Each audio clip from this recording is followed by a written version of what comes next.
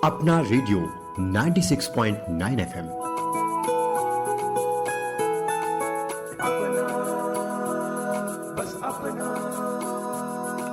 नमस्कार, आप सुन रहे हैं अपना रेडियो 96.9 एफएम। मैं हूं आपके साथ वंशिका। आपका स्वागत करती हूं आज के स्पेशल प्रोग्राम में। आज है 1 तारीख यानी कि 1 अक्टूबर 2024 और आज के दिन हम सेलिब्रेट कर रहे हैं वॉलंटरी ब्लड डोनेशन डे। इस दिवस की अहमियत इसलिए हो जाती है कि युवाओं को और सभी वर्गों के लोगों को जागरूक करते हैं इस बारे में कि ब्लड डोनेशन करना यानी कि रक्तदान करना कितना महत्वपूर्ण हो जाता है। आज हम जानेंगे कि रक्तदान आप कैसे कर सकते हैं, कहाँ कर सकते हैं, क्या इसके फायदे हैं, कहीं कोई बीमारियां तो नहीं हो जाती हैं, या फिर क्या क्या गाइडलाइंस, नियम कायदे क्या कहते हैं। इस विषय पर बहुत सारे युवा हमारे साथ जुड़े हुए हैं जो कि भारतीय जनसंचार संस्थान से आए हैं और मेरे साथ मौजूद हैं सुजाता, अमृत, अलीना, सेजल और सृष्टि।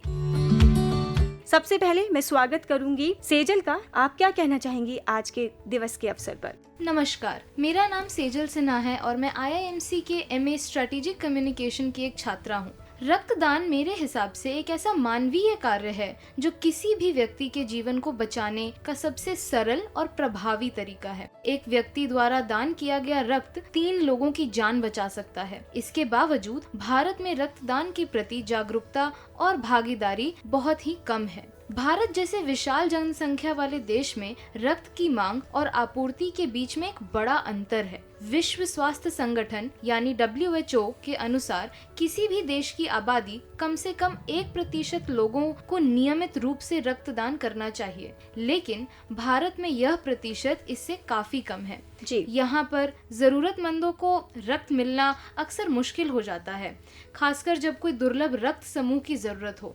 एक अनुमान के मुताबिक भारत को हर साल लगभग 13 मिलियन यूनिट रक्त की आवश्यकता होती है, लेकिन यह मांग पूरी कभी नहीं हो पाती।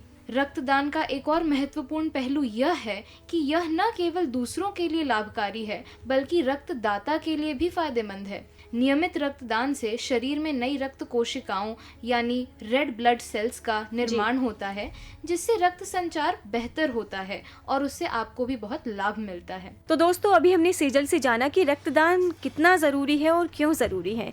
इसी क्रम में हमारे साथ जुड़ी हैं सृष्टि और आज हमसे बातें कर रही हैं इसी विषय पर। सृष्टि, मुझे ये बताइएगा कि जब आप खून देते हैं, कई बार आपने देखा होगा सभी वर्ग के लोग जो हैं वो डर जाते हैं। एक तरीके का डर है लोगों में कि हम खून देंगे तो हम कमजोर हो जाएंगे, या फिर एक तरीके से जब किसी आदमी को जब तक खुद ब्लड की जरूरत नहीं होती है तब तक उसके मन में ख्याल ही नहीं आता कि हमें कभी रक्तदान भी करना चाहिए। इस विषय पर आप क्या कहना चाहेंगी? नमस्कार, मैं सृष्टि शर्मा PR डिपार्टमेंट की छात्रा हूँ। तो जैसा कि आपने पूछा है कि लोग रक्तदान से क्यों डरते हैं, खैर इसमें मैं सिर्फ यही कहना चाहूंगी कि अभी भी कई क्षेत्रों में जागरूकता की कमी है और ये एक सोच का विषय है। लोग रक्तदान से डरते हैं या फिर उसे अनावश्यक समझते हैं, पर हमें इस मिथक को तोड़ना होगा। रक्तदान पूरी तरह सुरक्षित है और इसका कंफर्मेशन इवन डॉक्टर्स ने भी खुद कहा है। आपके शरीर में जो ब्लड प्लेटलेट्स होते हैं वो हर 3 महीने में दोबारा बनते हैं। तो ऐसी स्थिति में आपके शरीर में कुल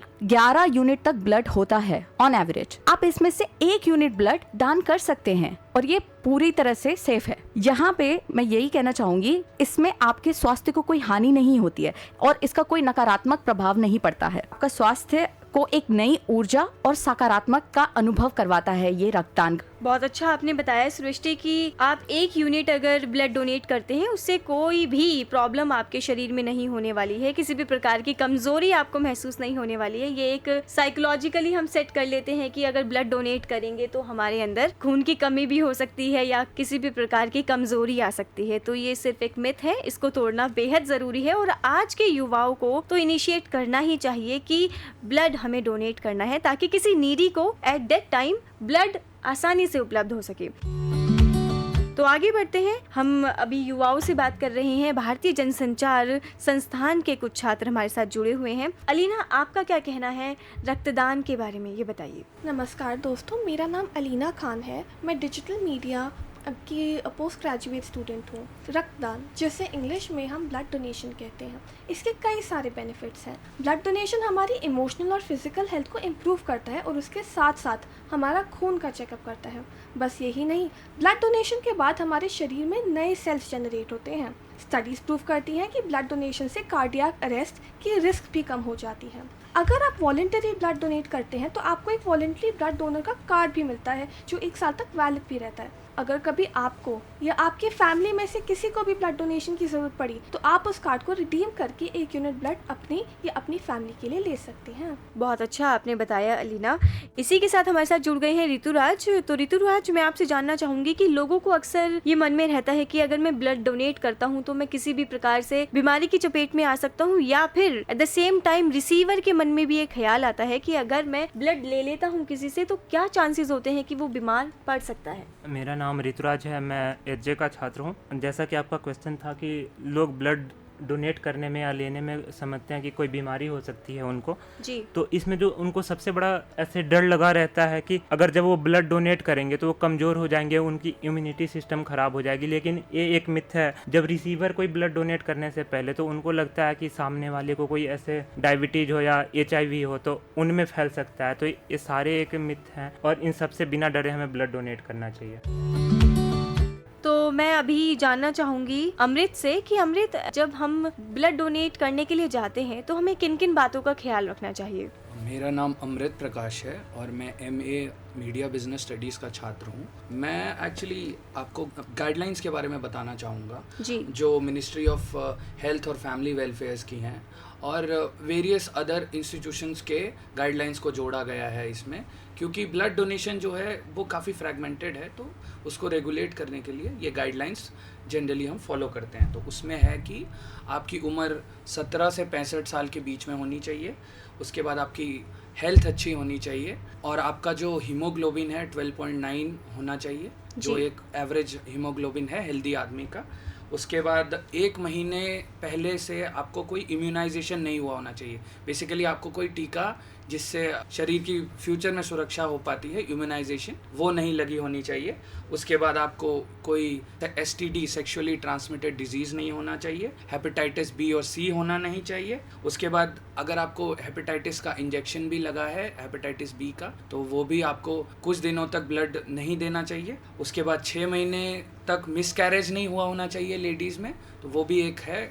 और उसके बाद प्रेग्नेंट जो लेडीज़ होती हैं वो 1 साल तक अवॉइड कर सकती हैं ब्लड देना। और नॉर्मल ब्लड प्रेशर भी एक बहुत बड़ा पॉइंट है, वो भी नॉर्मल ब्लड प्रेशर होना चाहिए आदमी का, ताकि अगर आपका नॉर्मल ब्लड प्रेशर है तो आराम से आप ब्लड डोनेट कीजिए और लोगों की जान बचाइए। बहुत अच्छा आपने बताया अमृत, और सच में आप ब्लड डोनेट करके न जाने कितने लोगों की ज़िंदगी बचा सकते हैं और ज़िंदगी बचाना सबसे बड़ा पुण्य माना गया है।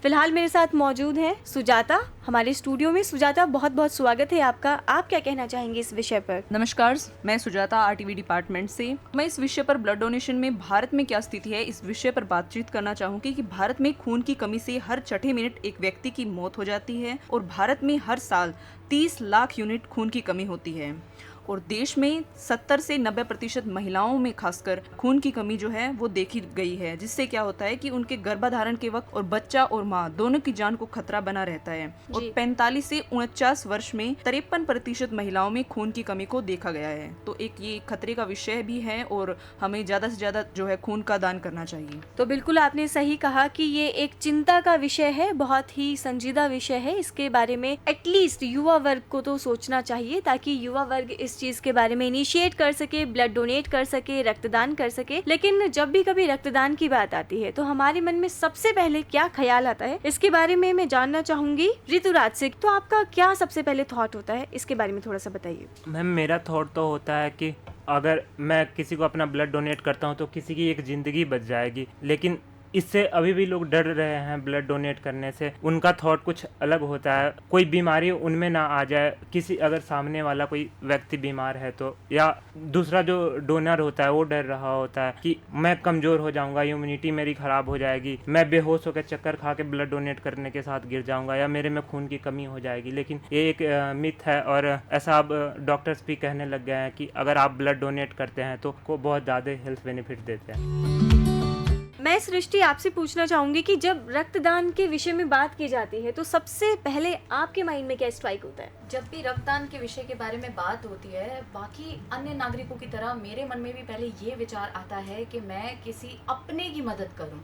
ये हमारे अंदर हमेशा ये हमारे दिमाग में बैठी हुई चीज़ है, जिसमें हमें कभी भी आप देखेंगे अपने व्हाट्सएप स्टेटस पे, सोशल मीडिया पे, कभी भी आपके किसी परिवारजन या आपके किसी अपने को ब्लड की ज़रूरत पड़ती है तो हम लोग स्टेटस, स्टोरीज उसके माध्यम से अपनी ज़रूरत के बारे में बताते हैं। और हम हमेशा सबसे पहले यही सोचते हैं कि अगर हम अपना रक्त दें तो हम सबसे पहले अपनों के लिए दें, लेकिन यहीं पर हमें अपनी सोच बदलने की ज़रूरत है। यहाँ पे हमें रक्तदान को एक नियमित आदत बनानी चाहिए, और ये सिर्फ अपनों के लिए ही नहीं, अनजान लोगों के लिए भी करनी चाहिए। वो कहते हैं ना, खून का रिश्ता सबसे बढ़कर होता है, लेकिन सोचिए जब ये रिश्ता अनजान लोगों के बीच में बनता है तो ये कितना अद्भुत और महान हो जाता है। बिल्कुल अच्छी तरीके से आपने बताया सृष्टि, और सच में खून का रिश्ता सबसे बड़ा होता है, और जब अनजान व्यक्ति उसे जुड़ जाए तो क्या ही बात हो जाए।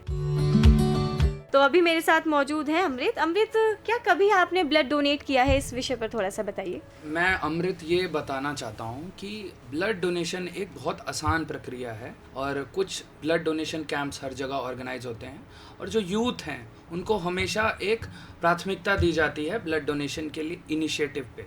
तो कॉलेजेस में, मैं खुद दिल्ली यूनिवर्सिटी का छात्र हूँ, हमारे यहाँ 2 महीने पर 3 महीने पर ब्लड डोनेशन कैंप्स ऑर्गेनाइज होते थे। तो बहुत एक आसान प्रोसेस है। उसमें आपको सुबह में ब्रेकफास्ट आपने किया होना चाहिए जी। और ब्रेकफास्ट करके आपको सेंटर जाना है। वहाँ पे आपका नीडल इंसर्शन होगा, और वो जितना भी आप रिक्वायरमेंट के हिसाब से वो ब्लड निकाल लेंगे। और वो ये चीज़ का ज़रूर ध्यान रखेंगे कि आपका ज़्यादा खून ना निकले, ये एक धारणा है जी। तो और उसके बाद रिफ़्रेशमेंट भी आपको ऑफ़र होती है। जनरली यही एक प्रोविज़न है, SOP है। जी अमृत, एक लोगों में भ्रांति है कि अगर आप ब्लड डोनेट करने के लिए जाते हैं तो वो लोग नीडल को बार बार चेंज नहीं करते हैं, उससे वो किसी बीमारी की चपेट में आ सकते हैं। कितनी सच्चाई है इसमें? इसमें कोई सच्चाई नहीं है, क्योंकि हर एक ब्लड जो कलेक्ट होता है वो एक ब्लड बैग में कलेक्ट होता है, तो वो नीडल एक ही बार यूज़ हो सकती है। ये लोग ऐसे ही भ्रम फैलाते रहते हैं, ऐसा कुछ नहीं है। आप निश्चिंत होकर ब्लड डोनेट करिए और किसी की जान बचाइए, क्योंकि देखिए, आप किसी को ब्लड डोनेट कर रहे हैं, आप उसके लिए हीरो हुए जी। हीरो बनिए और ब्लड डोनेट करिए। हीरो बनिए और ब्लड डोनेट करिए, लोगों की जान बचाइए, क्योंकि जान बचाना ही असली हीरो का काम होता है। जैसा कि दोस्तों, आज हम बातें कर रहे हैं स्वैच्छिक रक्तदान दिवस के ऊपर, और इसी विषय पर बहुत सारे युवा हमारे साथ स्टूडियो में मौजूद हैं। सेजल, राष्ट्रीय रक्तदान नीति के बारे में बात करें तो इस पर आपका क्या कहना है? तो भारत में रक्तदान को व्यवस्थित करने के लिए भारत सरकार ने एक नेशनल ब्लड पॉलिसी, राष्ट्रीय रक्त नीति को बनाया है। यह 2002 में लागू किया गया, और यह मेजरली 4 चीजों पर ध्यान देता है यह नीति। पहला ये कि रक्तदान को स्वैच्छिक और बिना किसी मुनाफे के बनाए रखना, कि बिना किसी प्रॉफिट के बेसिस पर आपको रक्त देना है। दूसरा, संगठित रक्तदान शिविरों का आयोजन। तीसरा, ब्लड बैंक और सेवाओं का नियमन। और चौथा, रक्त के सुरक्षित भंडारण और वितरण पर। तो यह नीति बस इन 4 चीजों के बारे में बताती है कि इन्हें कितने अच्छे तरीके से और सुरक्षित तरीके से करना चाहिए। तो दोस्तों, अगर बात की जाए ब्लड ग्रुप्स के बारे में, हमारे बीच में बहुत सारे ब्लड ग्रुप्स होते हैं। काफ़ी ब्लड ग्रुप्स ऐसे होते हैं जो बहुत कॉमन या बहुत ही आसानी से मिल जाते हैं, लेकिन वहीं कुछ ब्लड ग्रुप्स ऐसे होते हैं जो बहुत रेयर होते हैं, जिनका मिलना बहुत ही मुश्किल हो जाता है, क्योंकि ब्लड एक ऐसा पदार्थ है जिसका कोई ऑल्टरनेट नहीं हो सकता है। तो इस विषय पर आप बताइए थोड़ा सा हमारे श्रोताओं को। रेयर ब्लड ग्रुप की बात आती है तो उसमें कौन कौन से ग्रुप शामिल हैं, और उसके लिए हम लोग क्या कर सकते हैं या क्या कर रहे हैं? मैं पहले ये बताना चाहूँगा कि इंडिया जो एक देश है, यहाँ पे इतनी आबादी है, वहाँ पे एक्सीडेंट्स सबसे ज़्यादा होते हैं, रोड एक्सीडेंट्स जी। तो उस टाइम पे ये रेयर ब्लड ग्रुप बहुत हेल्प करते हैं, क्योंकि उन लोगों की आबादी बहुत कम है जिनका रेयर ब्लड ग्रुप है। ऑफ कोर्स नाम से ही ये बात पता होती है। आप देखिए, जैसे एक बॉम्बे ब्लड ग्रुप होता है, तो वो बहुत रेयर ग्रुप है, और महाराष्ट्र के कुछ एरियाज़ में और झारखंड और कुछ ट्राइबल एरियाज़ में ही कंसोलिडेटेड है। तो उस टाइम पे जो इन ब्लड ग्रुप्स के लोग हैं, उनको ब्लड की रिक्वायरमेंट हो जाती है, जैसे कुछ एक्सीडेंट हो गया या कुछ डिजीज़ के कारण या उसके कारण, तो वो ब्लड रिक्वायरमेंट होती है। तो इन लोगों ने एक इनिशिएटिव लिया है। इन्होंने सोशल मीडिया को इस्तेमाल करके ग्रुप बनाए हैं लोगों के, जिनका बॉम्बे ब्लड ग्रुप है बेसिकली, मतलब कैटेगराइजेशन ब्लड का, और वो ये लोगों को जहाँ पे भी ब्लड की रिक्वायरमेंट होती है ले जाते हैं और उनके ट्रैवलिंग अरेंजमेंट्स का भी इंतज़ाम करते हैं। बहुत अच्छा आपने बताया अमृत, लेकिन फिलहाल मैं जानना चाहूंगी सुजाता से कि आप कुछ सेंचुरियन ब्लड डोनर के बारे में कहना चाहती हैं, तो बताइए हमारे श्रोताओं को कि आखिरकार ये कौन होते हैं। जी, ये वो लोग होते हैं जो 100 या उससे अधिक बार जिन्होंने रक्तदान किया है। हमारे साथ एक उदाहरण भी है कि उदयपुर के रहने वाले रविंद्र पाल ब्लड डोनेट करने के मामले में सेंचुरियन ब्लड डोनर बन चुके हैं, जिन्होंने 18 साल की उम्र में पहली बार रक्तदान किया था, जिसके बाद अब तक वो 102 बार ब्लड डोनेट कर चुके हैं। बहुत अच्छा, तो हम लोगों को इन्हीं से एक प्रेरणा लेते हुए ब्लड डोनेशन को बढ़ावा देना चाहिए और युवाओं को इसके प्रति जागरूक करना चाहिए। जो भी हेल्दी वर्ग है हमारा 65 तक, उनको भी जागरूक करना चाहिए कि वो भी ब्लड डोनेशन को बढ़ावा दें और ब्लड डोनेट करके लोगों की जान बचाएं। लेकिन जान बचाने के लिए एक ऑथराइज्ड प्लेस पर जाना बेहद ही जरूरी है। तो रक्तदान करने के लिए कहाँ पर आप जा सकते हैं? अगर इस विषय पर बात की जाए तो आप क्या कहना चाहेंगी? जी, सबसे पहले तो हमें ये पता होना चाहिए कि जिस भी संस्थान में हम रक्तदान करने जा रहे हैं वो रक्तदान के सभी निर्देशों का पालन करते भी हैं या नहीं, और आप जिस भी संस्था में रक्तदान कर रहे हैं वो एक वास्तविक रक्तदान के दायरे में आता भी है या नहीं, ये जानकारी हमें पता होनी चाहिए। इसके बाद ही हमें रक्तदान करना चाहिए।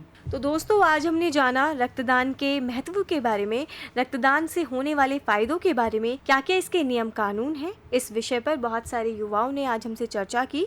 आप सभी का बहुत बहुत शुक्रिया, बहुत बहुत धन्यवाद कि आपने इस विषय पर बात की और लोगों को जागरूक कराया इन सभी विषय के बारे में, और खुद से भी ये इनिशिएट किया कि हम भी आगे जाकर के ब्लड डोनेट करेंगे और लोगों की जान बचाएंगे। तो चलिए हम, आप और हमारे सभी श्रोतागण प्रण करते हैं इस स्वैच्छिक रक्तदान दिवस पर इस शपथ के माध्यम से। नमस्कार, मैं सुजाता। आज हम भारतीय जनसंचार संस्थान में शपथ लेते हैं। मैं अपना रक्तदान नियमित रूप से दान करूंगा।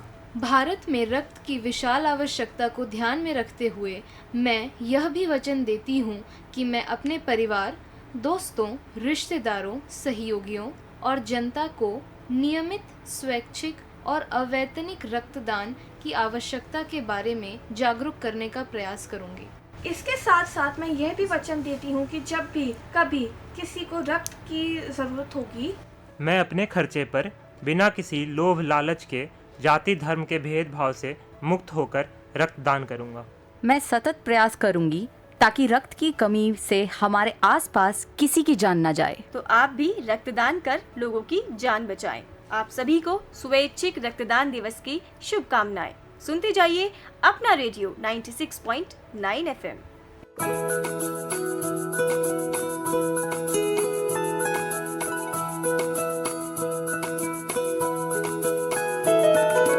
मेरी ख्वाहिशें, मेरे अरमान, मेरा बस यही सपना, जिंदगी में हर कोई समझे हम सफर मुझे अपना अपना, बस अपना।